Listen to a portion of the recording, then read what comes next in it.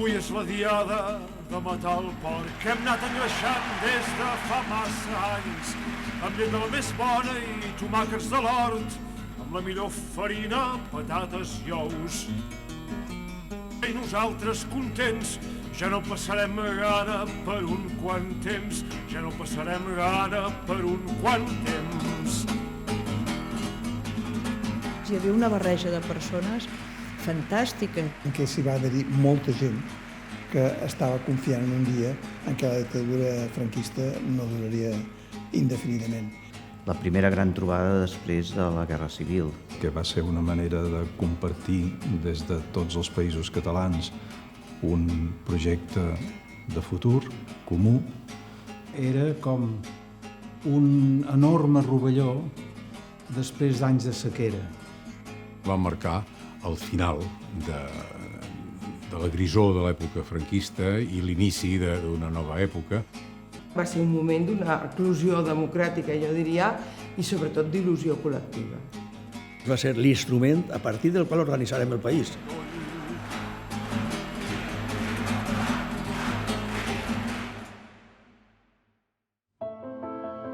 El 31 de desembre del 1974, el dictador Francisco Franco fa el seu tradicional missatge de cap d'any. Aquell any 75 que comença serà el darrer de la dictadura. Mentre es va deteriorant la salut de l'home que ha regit l'estat espanyol amb mà de ferro després de vèncer una sagnant guerra civil, els sectors opositors comencen a imaginar el futur, a imaginar el país que cal construir després de la dictadura.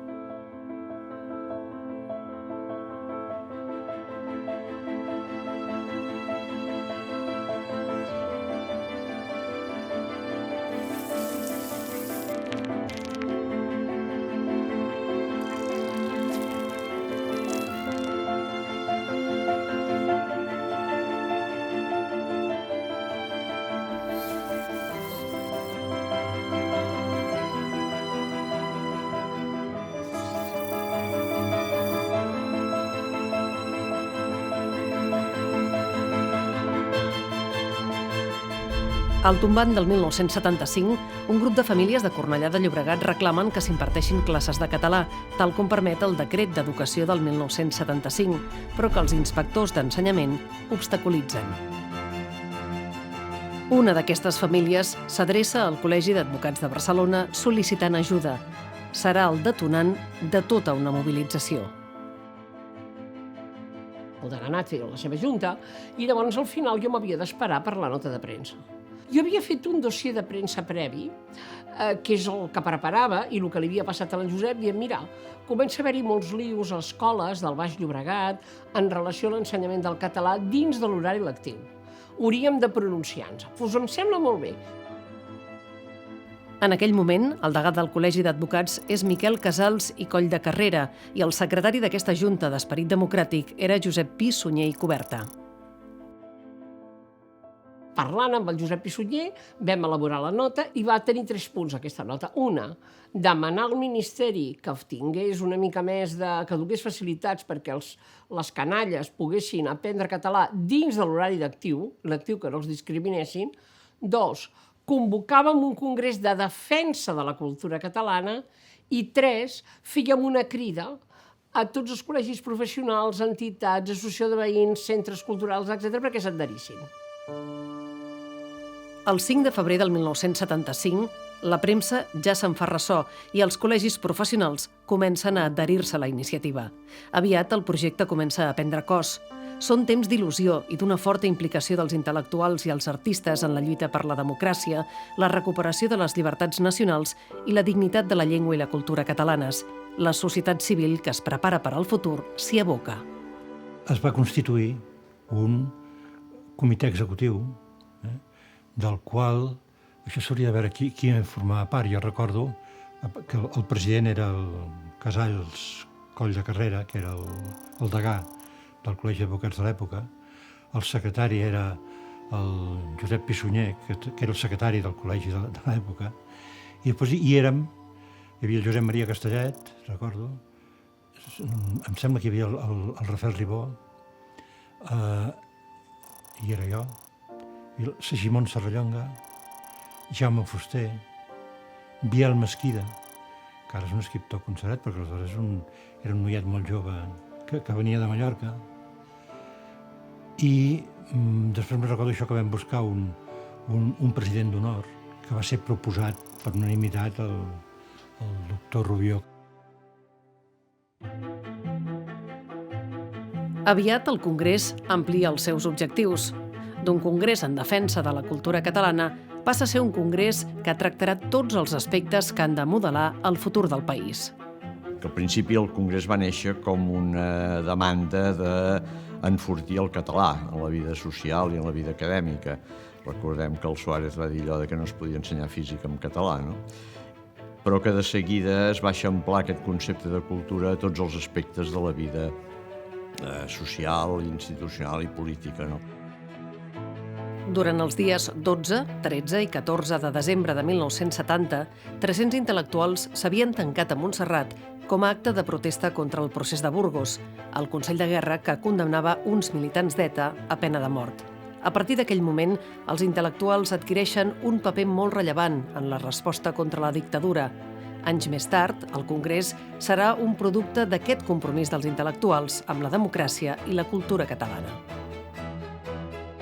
Es donava una curiositat en el desenvolupament del Congrés important. Per primer cop es barrejava, i no es tornarà a produir gaire més, ni gaire freqüentment, el que és el debat intel·lectual de pes, veient el conjunt del país i les necessitats del país amb la mobilització popular.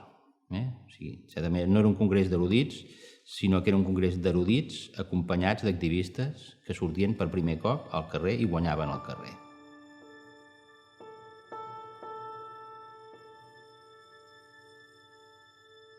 La finalitat del Congrés era de caràcter cultural, però en el fons era de caràcter polític, en el millor sentit del terme. És a dir, era un moviment de caràcter social que intentava reconnectar amb tot el que havia estat la normalitat republicana, diguem-ho d'aquesta manera, no? El que és molt interessant del Congrés és que va utilitzar el concepte de cultura en un sentit antropològic ampli. De fet, és una mena d'estats generals de la cultura catalana, volia dir, del país. És una revisió de què havíem tingut abans del franquisme, de què havia significat el franquisme i de quina era la projecció de futur. El Congrés va ser una de les tantes instàncies unitàries que el país anava produint, aquesta específicament en el camp cultural i de defensa de la llengua i la identitat, que no n'hi havia cap altra, per tant va ser un aglutinador de moltes voluntats i molta gent.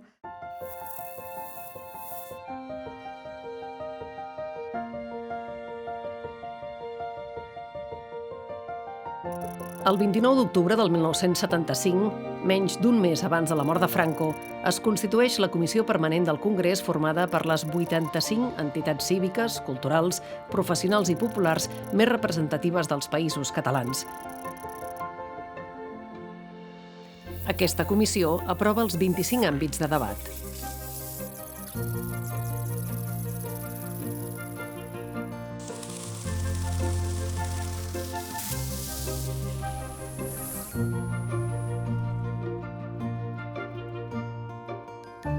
Per l'abril del 75 es nomena un president d'honor per cadascun dels països catalans. Joan Miró pel Principat, Joan Fuster pel País Valencià, Francesc de Borja Moll per les Illes, Pere Ponsich per la Catalunya Nord i Joan Martí per Andorra. Durant els mesos següents es produeix l'expansió del Congrés. S'inicien les presentacions per tota la geografia catalana.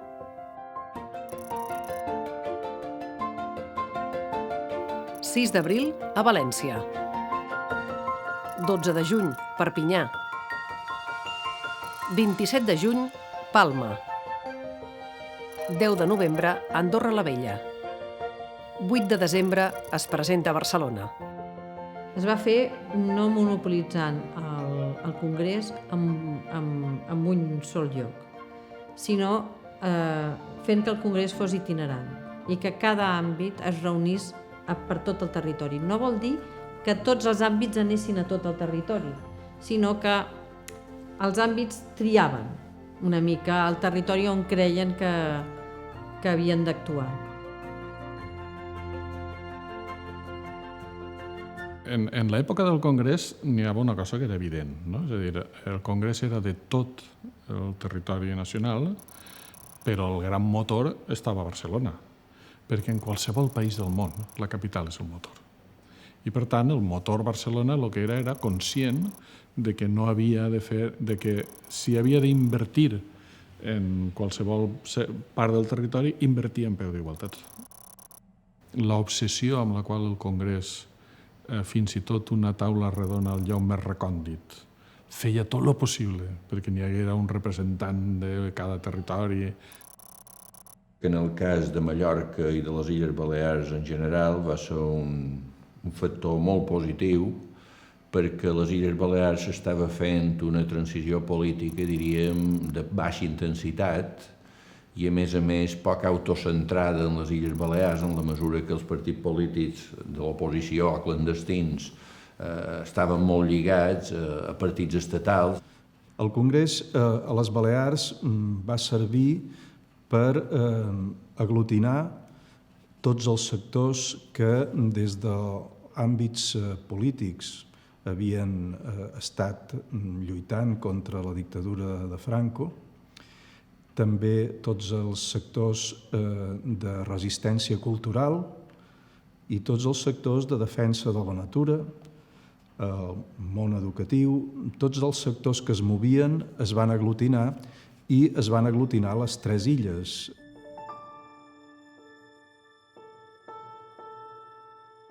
L'existència real dels països catalans, que existeixen d'una altra manera i que en el Congrés probablement va ser el moment on es van fer més reals, amb tots els actes comarcals. Jo soc del Camp de Túria, es van fer actes al Camp de Túria que venia gent de Barcelona o de les Illes.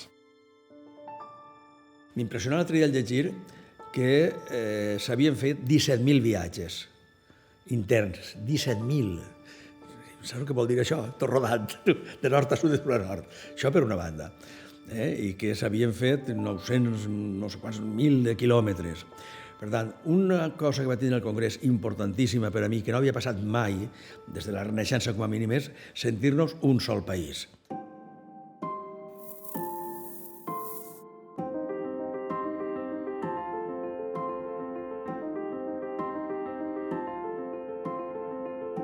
El Congrés aviat s'estén per tots els països catalans.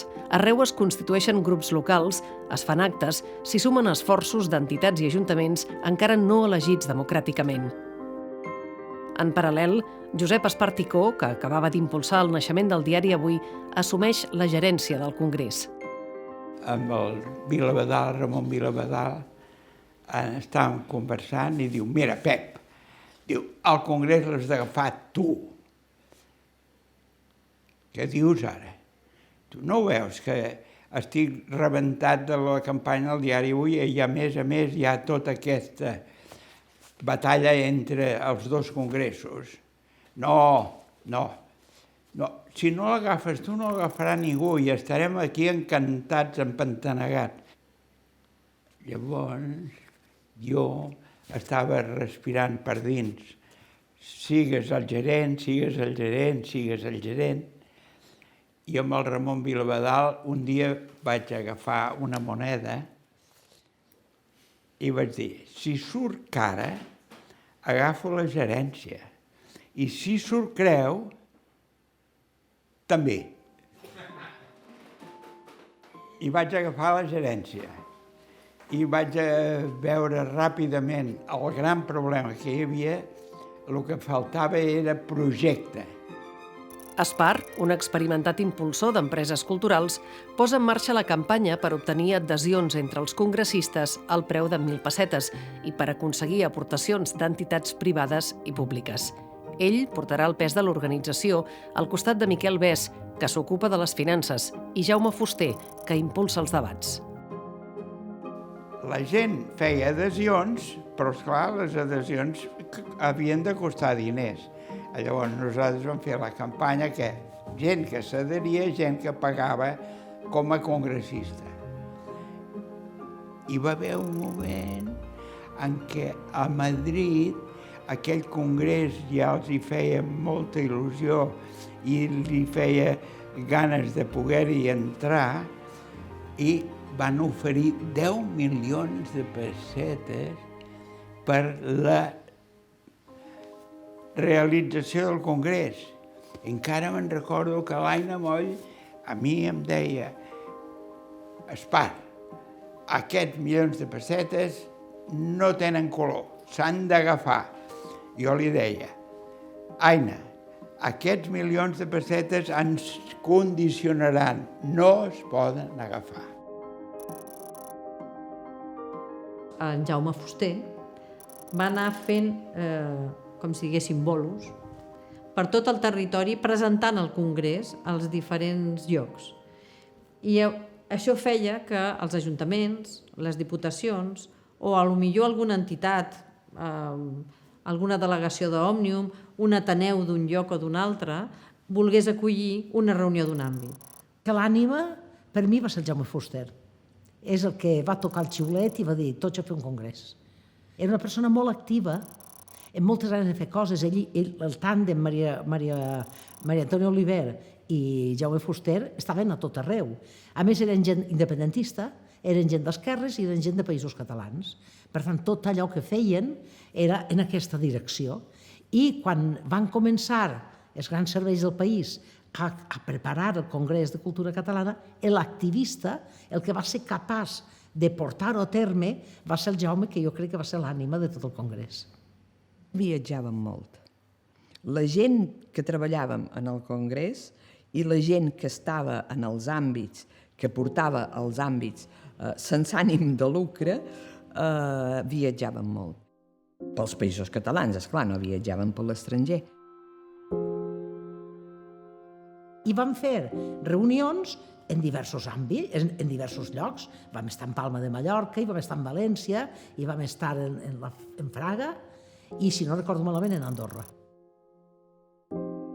No ho he fet mai més de la meva vida, haver tingut una reunió a primera al matí aquí, una última al matí a València i a primera a la tarda a Mallorca, i tornar cap aquí, no?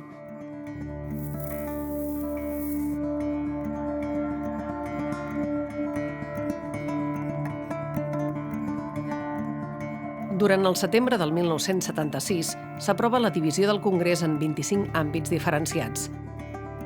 Es decideix que cada àmbit presenti els seus treballs a una població diferent i en dates successives, abans del novembre del 1977, data en què s'acabarà el Congrés.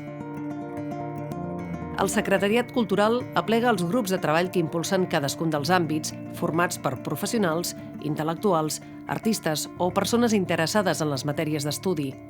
Totes aquestes persones hi col·laboren de forma altruista al llarg del Congrés. A partir de la cloenda de tots els àmbits, es redacta el Manifest de la Cultura Catalana.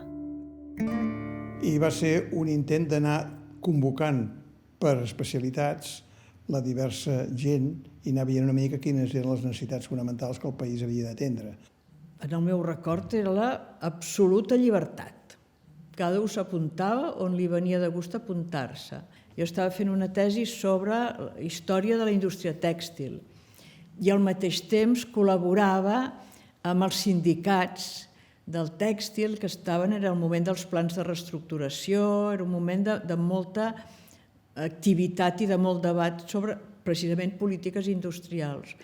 Per tant, d'una manera natural em va semblar que em tocava o que em podia tocar, i no recordo com va anar, jo devia anar a trucar a la porta de l'àmbit d'indústria i devia dir que em voleu, i em van dir que sí, i allà em vaig quedar. Tothom s'entenia amb tothom, i les relacions de vegades eren llunyanes perquè cadascú treballava molt en el seu àmbit. Però quan es reuníem els diversos àmbits hi havia bona maror, és a dir, havia un sentiment d'unitat. Era una gent molt seriosa i molt professional, i no treballàvem professionalment. Jo sí perquè hi feia feina, perquè jo era la secretària de la coordinadora del Secretariat Cultural. Però tota l'altra gent que treballava en els 25 àmbits treballaven por amor al arte, realment. El primer àmbit del Congrés és el de la llengua. És el que determina el marc de referència comuna per tots els territoris implicats i de tots els àmbits de debat com a referent de la identitat cultural dels països catalans. S'hi analitza la situació d'anormalitat o diglòssia que pateix el català i s'hi plantegen les futures polítiques lingüístiques.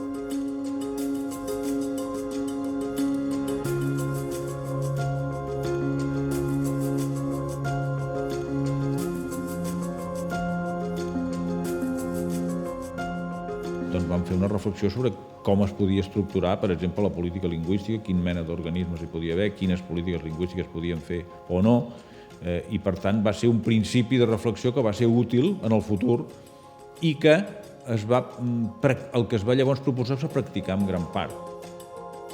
La cloenda de l'àmbit se celebra a la ciutat de Vic el 25 de setembre del 1977, on se n'aproven les resolucions. Els coordinadors n'han estat Joaquim Torres i Antoni Maria Badia i Margarit pel Principat, Vicent Pitarch pel País Valencià i Aina Moll per les Illes. Unes resolucions no exemptes de polèmiques que influiran clarament en les futures polítiques lingüístiques, almenys a Catalunya.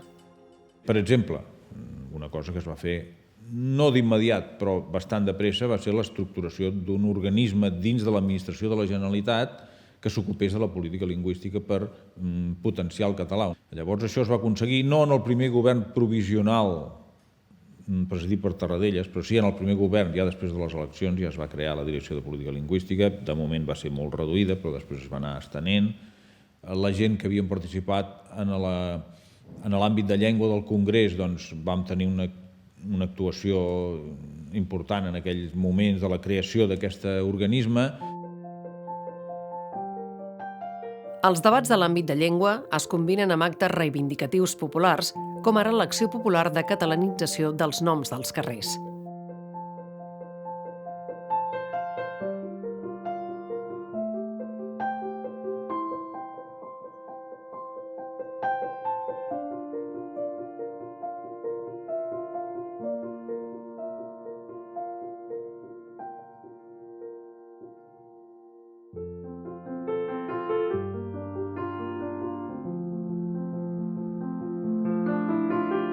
Jo penso que la idea de fer de la llengua catalana la llengua vehicular de l'ensenyament, que era un clam aleshores, és una batalla que s'acaba guanyant. Les conclusions de l'àmbit de sanitat representen una esmena a la totalitat respecte del que hi havia aleshores. Es proposa un nou concepte de sanitat universal, amb atenció per a tothom i totalment descentralitzada, en què l'oferta pública i privada estigui coordinada territorialment. He de dir que va ser l'àmbit que va tindre més participació, l'àmbit que va aprovar totes les seves resolucions per unanimitat, una altra cosa estranya, i l'àmbit que va mobilitzar més il·lusió i més entusiasme al voltant dels treballs. La idea quina era? Doncs dotar a la futura Catalunya lliure, entre les cometes que vostè vulgui, d'un sistema sanitari modern, que fos per tothom, que tothom hi tingués accés, que estés a prop de tots els catalans. L'àmbit de sanitat rep el suport del Col·legi de Metges i el seu delegat és Ramon Espasa, futur conseller de Sanitat del govern Tarradellas.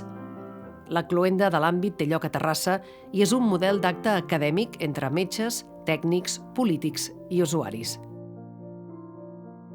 En aquells moments, nosaltres, jo mateix i tota la gent que treballava al món de la sanitat i al voltant del SUC, érem la idea hegemònica a Catalunya, és a dir, s'havia de fer un Servei Nacional de Salut. Això va impregnar l'àmbit d'estructura sanitària, després va haver la coincidència, o feliç coincidència, que vaig ser el primer conseller de Sanitat, i d'aquesta manera es pot dir que els treballs de tota aquella gent en l'àmbit d'estructura sanitària van acabar quallant amb un projecte del que me'n sento molt orgullós, que és el mapa sanitari de Catalunya, que és el que en definitiva ha marcat la pauta del sistema sanitari que avui tenim, és a dir, el sistema de salut d'èxit reconegut per tothom que avui té Catalunya, es pot dir que es va crear en l'àmbit, va néixer en l'àmbit d'estructura sanitària del Congrés de Cultura Catalana. Per tant, en aquest àmbit, el Congrés, un gran èxit. El tercer àmbit del Congrés és el de recerca. Els responsables d'aquest àmbit són Jordi Porta, de la Fundació Jaume Bofill, i Joan Albaigés, del Col·legi de Químics. En aquella època recordo, que el Congrés ho fa constar, de que es demanava que el 2% del producte interior brut es dediqués a la recerca, tenint en compte que a Europa entre el 2 i el 4% és el que dedicaven els països. Aquí s'hi dedicava el 0,34%.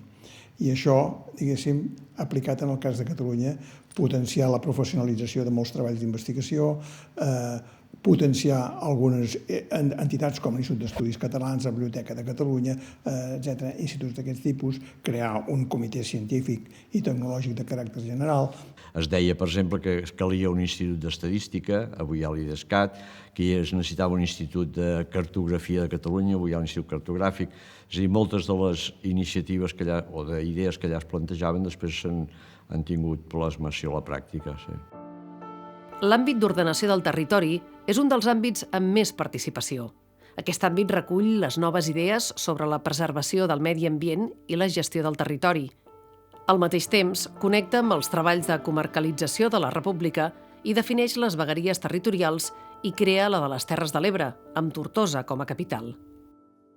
Si jo em remeto a l'àmbit en el qual vaig participar, a l'àmbit d'ordenació del territori, he de dir que va representar la fundació d'aquest corrent d'opinió al nostre país.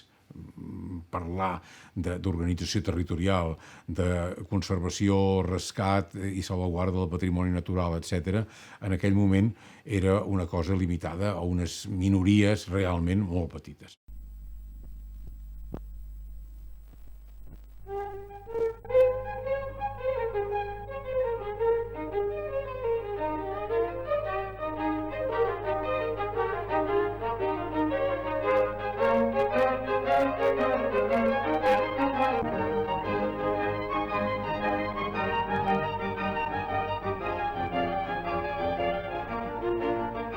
A partir d'aquell moment, muntanyes de grups, corrents d'opinió diversos i, sobretot, inscripció en l'imaginari col·lectiu marquen un abans i un després de l'ambientalisme i del territorialisme al nostre país.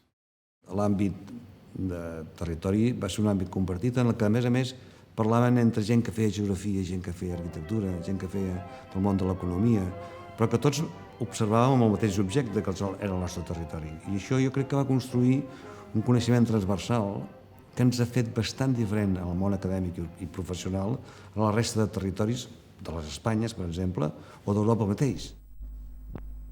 El món del cinema, a més de participar en les sessions del Congrés, s'hi aboca filmant actes, jornades, sessions i produint material audiovisual. L'anècdota bàsica, i més que anècdota a conflicte, que es va produir dins de l'àmbit cinema, és en la definició que en aquell moment del que consideràvem cinema català o no. Recordo que hi va haver una sessió que va durar hores, però hores, per definir què era el cinema català. I al final no es va arribar a... O sigui, no hi va haver una majoria en una cosa, hi va haver dues fórmules. Cine català és el cine produït per productores catalanes. Aquesta era una fórmula.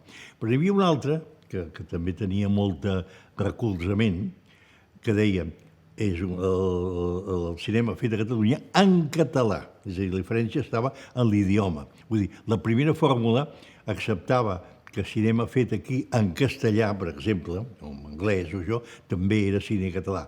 En canvi, hi havia uns altres que deien no, si no és en català, no és cinema català.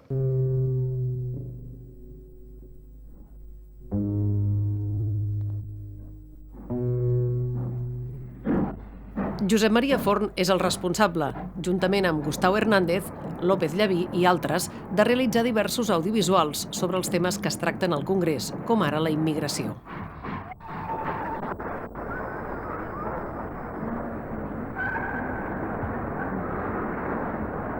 Va néixer aquesta idea de fer un documental sobre la migració. I és quan jo faig, produïda pel Congrés de Cultura Catalana, el fet migratori i la nova catalanitat, en què utilitzava imatges de la meva pel·lícula, de la Pil Quemada, però, a més, utilitzava ja, com se diu això, dades, enquestes, dades, o sigui, abordava el problema des d'un punt de vista, diguem-ne, més administratiu, encara que al fons el que hi ha és la integració o no integració de la gent que va arribar a Catalunya als anys 60 i després.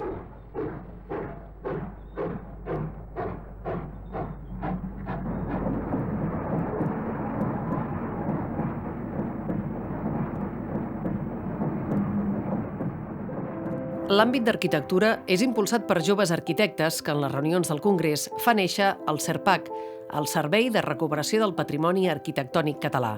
Els seus objectius són recuperar i conservar els edificis històrics que en aquell moment estan clarament en perill. També cal desenvolupar una política d'habitatge que no depengui només de la iniciativa privada. Finalment, es proposen recuperar la terminologia arquitectònica catalana. Impulsat per Oriol Bohigas, l'àmbit és coordinat per Antoni González Moreno Navarro, que després serà responsable de Patrimoni Arquitectònic de la Diputació de Barcelona. També hi participen la historiadora de l'art Raquel Lacuesta i arquitectes com Anton Pàmies i Gaspar Jaén pel País Valencià, entre altres. Estic força content, demà m'aixecaré potser, i heus aquí el que m'espera. Unes places lluentes de claror i unes tanques en flors sota el sol, sota la lluna al vespre. En tot moment, el debat científic es barreja amb el debat polític i cultural. A les trobades dels àmbits i al carrer es fan sentir les reivindicacions de l'Assemblea de Catalunya: llibertat, amnistia i estatut d'autonomia. Una rialla fresca.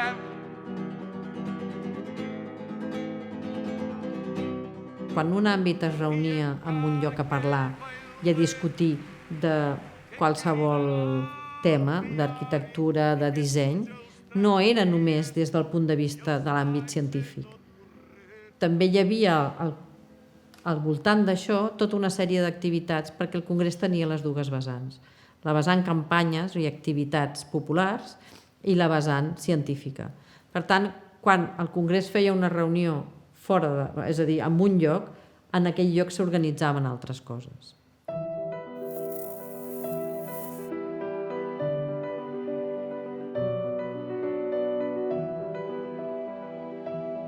En paral·lel a la feina de cadascun dels àmbits, s'organitzen 5 campanyes per tal de mobilitzar la població al voltant dels objectius del Congrés. Una campanya de salvaguarda del patrimoni natural dirigida pel biòleg Ramon Folch. Una campanya de revitalització dels valors populars i del folklore que té com a moment culminant una gran ballada de sardanes que omple el Passeig de Gràcia de Barcelona el 12 de juny del 1977. Una campanya d'identificació del territori que serveix per la recuperació de les comarques. I, finalment, 2 campanyes molt relacionades amb el canvi polític que s'anhela una vegada mort Franco i iniciada la transició. La campanya per l'ús oficial del català i la campanya per les institucions catalanes dirigida per Rafael Ribó.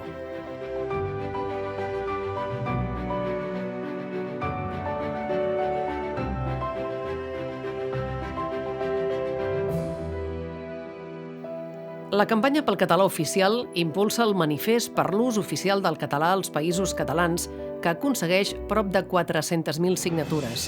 S'editen adhesius i cartells del pintor Joan Pere Viladecans i del grafista Pasqual Giner, i es redacta l'informe sobre l'ús oficial del català. A més, se celebra el Festival Poètic Price Congrés i es publica una antologia i manuscrits dels poetes catalans més destacats.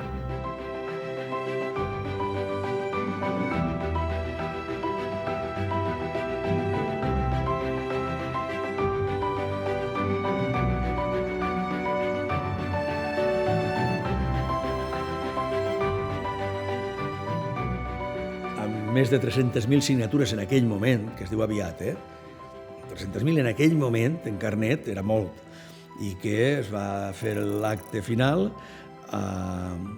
a la Plec del Puig. El Puig és el monestir de Jaume I, prop de València. En una multitud de milers i milers de persones va llegir el manifest de la llengua del Congrés. Però milers, no? Ahí sí que superàrem totes les expectatives i les previsions.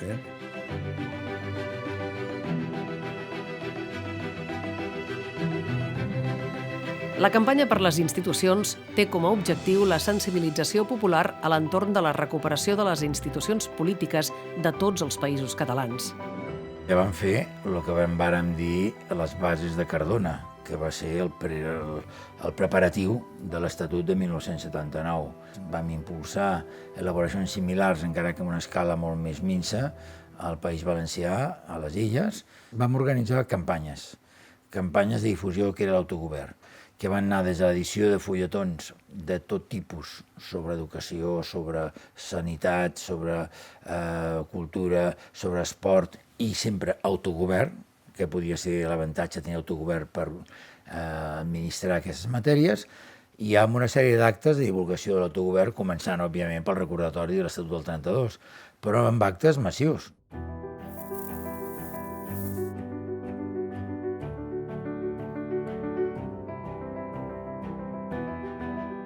El Congrés aconsegueix implicar el moviment obrer, en aquell moment en plena ebullició, tant per la situació de crisi econòmica que viu el país, com per la nova visibilitat que tenen els sindicats que acaben de sortir de la clandestinitat. Clar, aleshores què va passar? Que van ser, evidentment, els protagonistes de la festa, van ser les persones que arribaven aquí vestides de treballadors de feina. A més, amb un clavell vermell, que s'havia convertit des de la Revolució dels Clavells en un símbol de protesta. L'acte d'inici de la campanya per les institucions coincideix a Cornellà el 21 de desembre del 75, amb la històrica vaga a l'empresa metal·lúrgica La Força, que esdevindrà la més llarga de la transició.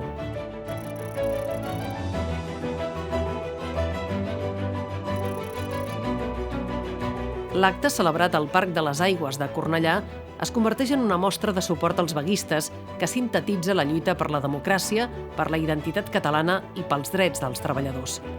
L'èxit de l'acte supera totes les expectatives i demostra que el Congrés mobilitza una gran base social.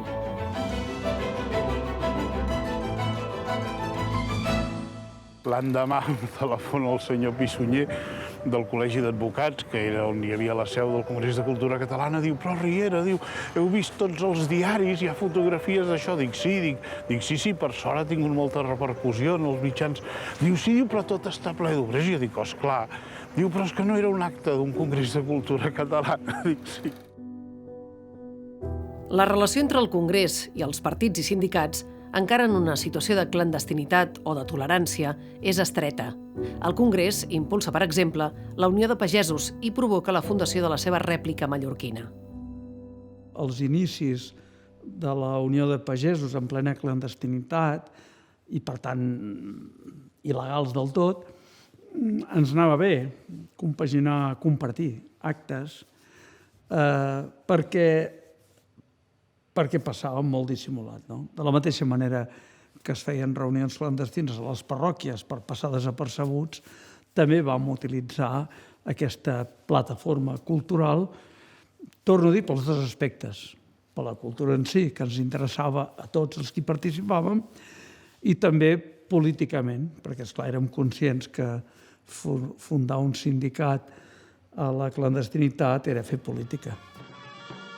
El Congrés desplega una gran activitat cultural. Els pobles i ciutats organitzen activitats de teatre, concerts de música i festes de cultura popular. El Congrés normalitza la cultura catalana i la connecta amb cultura popular, però també amb les propostes més contemporànies. S'hi impliquen artistes de primera línia, com Miró, Tàpies, Subirachs o Viladecans. Miró va ser un artista sensible amb moltes iniciatives de caràcter social, polític, més, jo crec, per convenciment en les seves idees, per honestedat personal, que no pas pel fet de pertànyer a un partit polític o a una tendència o una altra. I sempre, ell que sempre s'havia sentit molt català, tant si exposava a Estats Units com a París o allà on fos, ell sempre s'havia dit Joan i mai havia canviat el seu nom per res, i havia sigut un testimoni convençut i actiu de tot allò que significa la cultura catalana i tota aquesta història del nostre país. Doncs em sembla que per Joan Miró li va ser normalíssim el fet de dir necessiteu un cartell, doncs us el faig. Una de les activitats culturals més destacades del Congrés és l'exposició sobre la cultura catalana que es fa a la Fundació Miró. Per primera vegada s'exposen peces històriques, com el manuscrit de les homilies d'Organyà. El dia que es va fer a la Fundació Miró aquella exposició grandiosa, anaven Estellers, jo sóc l'editor d'Estellers, i Estellers, molt poètic com és ell, va veure les homilies d'Organyà i va dir tenim història, tenim futur. Molt estellesià.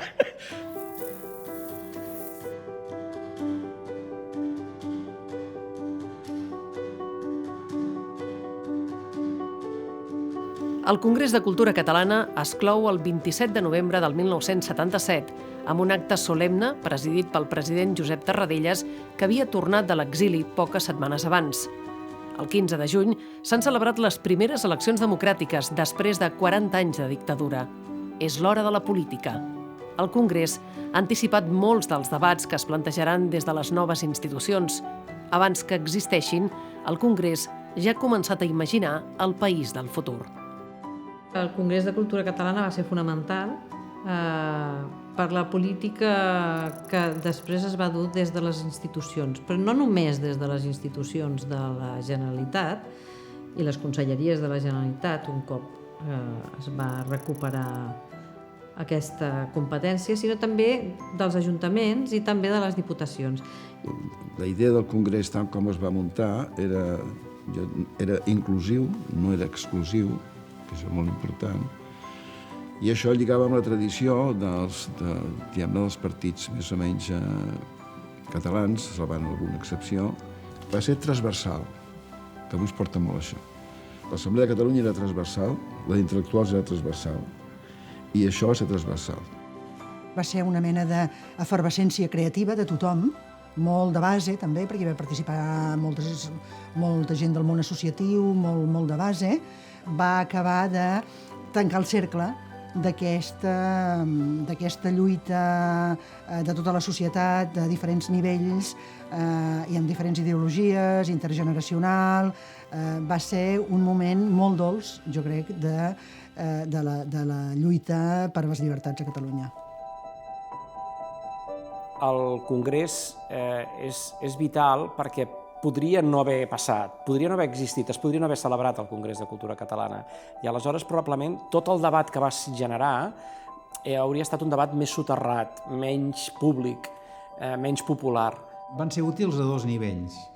Un nivell més meta, en el sentit que ens vam demostrar a nosaltres mateixos una capacitat d'organització per arribar a consensuar conclusions sobre què calia fer amb cada un d'aquestes pràcticament 30 àrees, efectes d'una política que vindria al cap de molt poc temps, seguint o no seguint les recomanacions del Congrés, òbviament, però també he de dir, l'altre nivell és el contingut material en si va servir per planificació del territori, per la política agrícola, per la política de promoció del llibre i la literatura i alguns altres àmbits, va servir pràcticament d'esborrany del que seria la política de la Generalitat de Catalunya. Però jo diria que la base de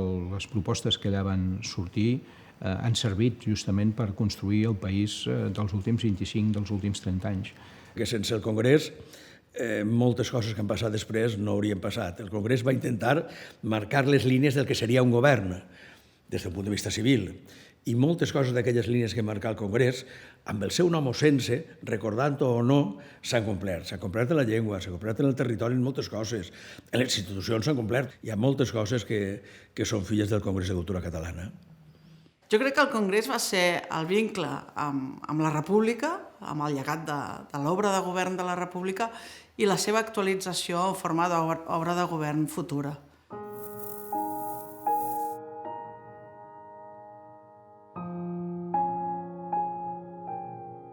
L'aprovació de la Constitució, l'any 1978, que prohibeix expressament la Federació de Comunitats Autònomes i la creació i desenvolupament de l'Estat de les Autonomies, fan que, en certa manera, el Congrés de Cultura Catalana, que abraça tots els països catalans, quedi com un referent circumscrit al moment de la transició i després oblidat.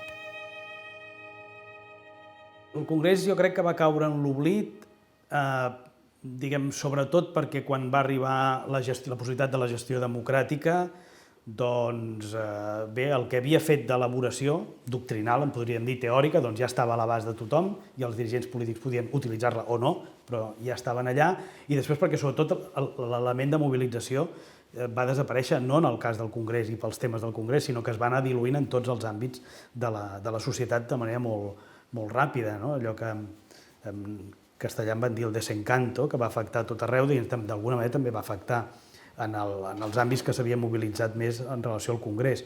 I després també hi hauria, jo crec, un altre aspecte que el va fer una mica incòmode, que era, és l'última gran ocasió en la que la idea de països catalans és molt present. Jo quan penso en el Congrés, i en general en tot el moviment d'aquella època, n'hi ha dos aspectes que sí que em preocupen, perquè crec que són les dues derrotes que hem tingut.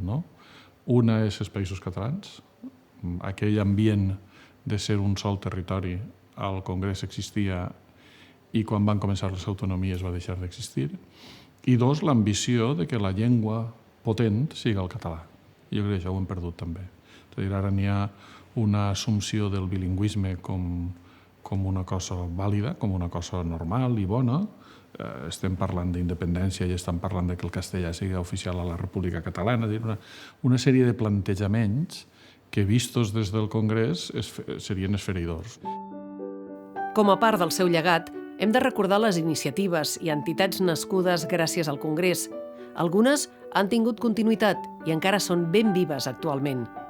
És el cas del Secretariat d'Entitats de Sants, la Societat Catalana d'Ordenació del Territori, o segurament, la més important, l'Associació d'Escriptors en Llengua Catalana, que va néixer de l'àmbit de producció literària del Congrés. En finalitzar els treballs del Congrés i prenent el seu llegat, l'any 1979 es constitueix la Fundació Congrés de Cultura Catalana gràcies a l'aportació del geògraf Pau Vila, que ofereix la quantitat que havia rebut com a Premi d'Honor de les Lletres Catalanes l'any 1976. Fer memòria del Congrés ens serveix per entendre de què és capaç la societat civil catalana, per dur a terme les aspiracions nacionals, per entendre quines són les limitacions que durant aquests anys han impedit que algunes coses es realitzessin, però sobretot hem de pensar que a partir d'ara aquestes aspiracions no és que s'hagin de continuar reivindicant, sinó que s'han d'actualitzar. És a dir, què necessita avui la cultura catalana en el sentit global per desenvolupar-se. Avui, els països catalans, i especialment el Principat, es plantegen nous escenaris de futur. El Congrés de Cultura Catalana esdevé un referent d'un moment d'efervescència a l'hora d'imaginar un nou país.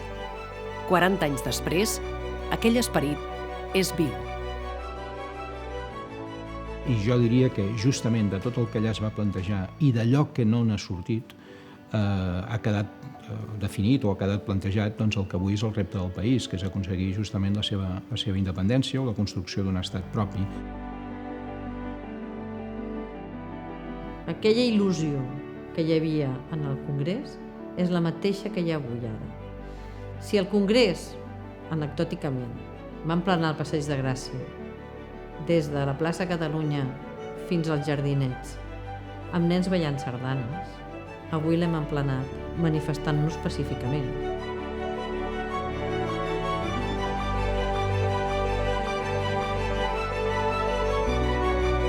Trobo a faltar moments o processos similars, òbviament adaptats a les actuals circumstàncies, perquè estem o massa concentrats en el gran procés que està passant al nostre país en aquests moments, en tots els seus problemes i dificultats, o estem molt concentrats en cadascú al seu racó. la democràcia autonòmica ha fet el seu recorregut i hi ha un horitzó candent que desembocarà en una solució o en una altra, però que tot fa preveure que en un horitzó molt curt la configuració política del país serà d'una manera o serà d'una altra, però serà, en tot cas, molt diferent d'aquests 40 anys. Tot això es va somiar en aquell moment pensant, ara quan vindrà la democràcia i hi haurà autonomia, tot això ho tindrem.